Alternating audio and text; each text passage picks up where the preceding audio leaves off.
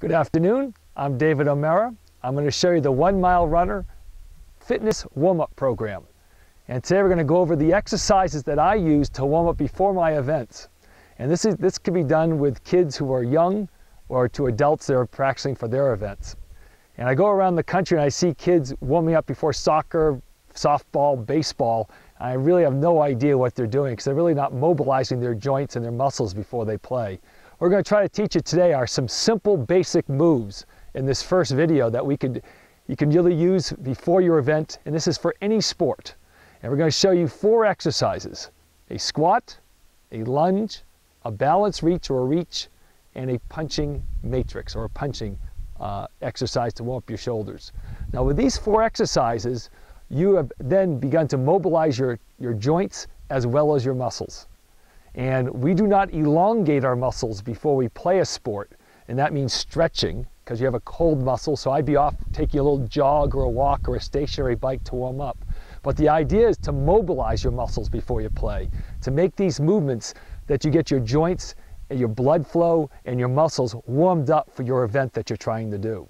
So we want to learn how to do these 4 moves properly. I saw a lot of athletes not how to do a proper squat, lunge, a reach, and a punch. And so we want to make sure we understand how to do this properly. If we do it properly, you'll be ready for your sport and ready to have speed in your sport.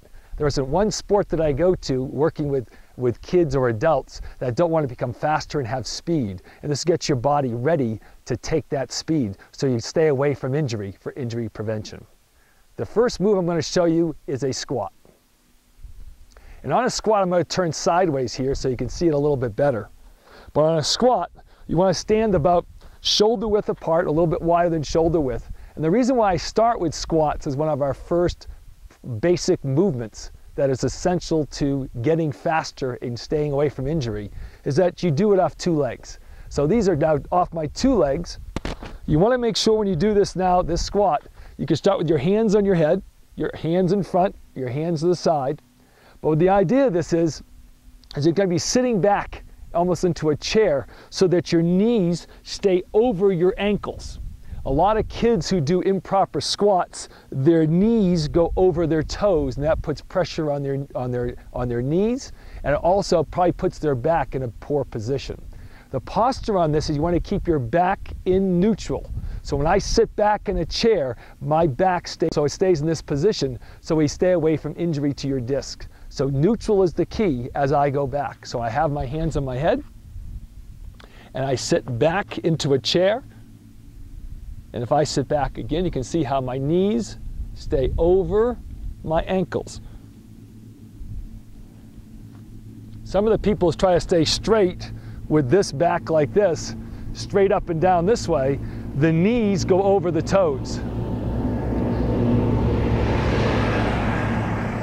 And that's what we're trying to avoid here, is our knees over toes and the back staying straight over in this position. If you keep your back in neutral and just let it go back like you're sitting back in a chair, then you could do a squat in this position.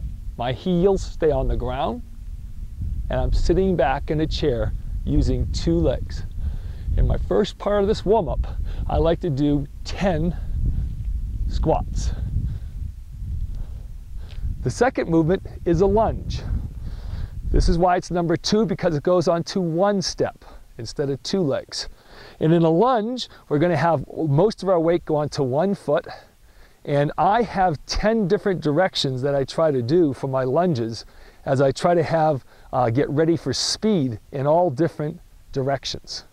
So once you learn the 10 different directions of how to do lunges, that will help you get your body ready to open up your hips and get everything ready to go from your quads, your hamstrings, your glutes. You can get ready for speed for your sport. I see a lot of people just do lunges in one direction, but that is limiting us for our speed and for our movements for all these sports that we want to play.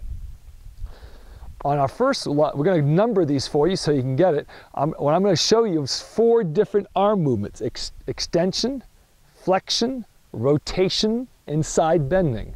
But if we learn the 10 steps on the ground first, the 10 different directions, it does make the exercise a lot easier.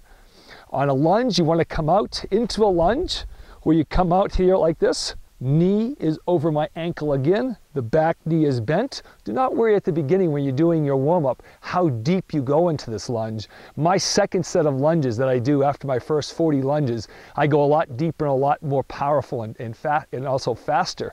But in my first ones, I'm just trying to get my body mobilized for my event. So here I go with extension, arms are up. When you raise your arms, your stomach should be taut, your abs, your core. This is used for stabilization. It's not used for shortening like a lot of people do ab exercises to shorten to strengthen up their ab. That is bad for your discs. And so what we want to do is make sure we use it to stabilize. There's not been one time in my history of coaching that I've asked a player to shorten their abs in playing any of their sports, from baseball to softball to football to tennis to running. The abs are made to stabilize our body movement. That's the purpose of all our ab or core muscles. So we're going to take it through. This is number 1, arms up for extension. Number 2, left leg steps forward. Now take it slowly so we can get all the moves. Step 3, on a reverse lunge, right foot back. 4, left foot back, reverse lunge. 5, this is a lateral lunge. My leg stays straight, my toe stays forward, my pelvis stays forward. 6, same thing, leg stays straight, you work your adductors here. 7, 8, 9, 10 are all the corners. On 7, we want to make sure that we cross over with this leg for number 7, our right leg, cross over to that corner, and we want to make sure we keep our body staying straight. Because if I turn my body and go to 7 over there, it's the same lunge as number 1. We want to make sure we open up our hips on this one. Step over to 7, 8 with the left foot. Now number 9 and 10 can be difficult for people. On 9, I'm going to keep that leg straight again, my base leg straight, turn towards this corner. And 10, right leg stays down, stays straight, and I turn to that corner, to the back corner. I'm going to be turning my body. And that is extension. The next same 10 directions, I'm going to do flexion. Again, back stays in neutral. I'm going to have it come up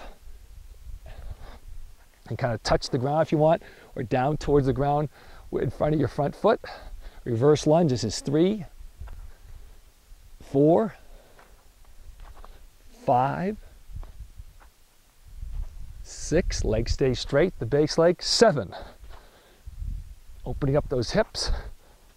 8, 9, 10, and back up.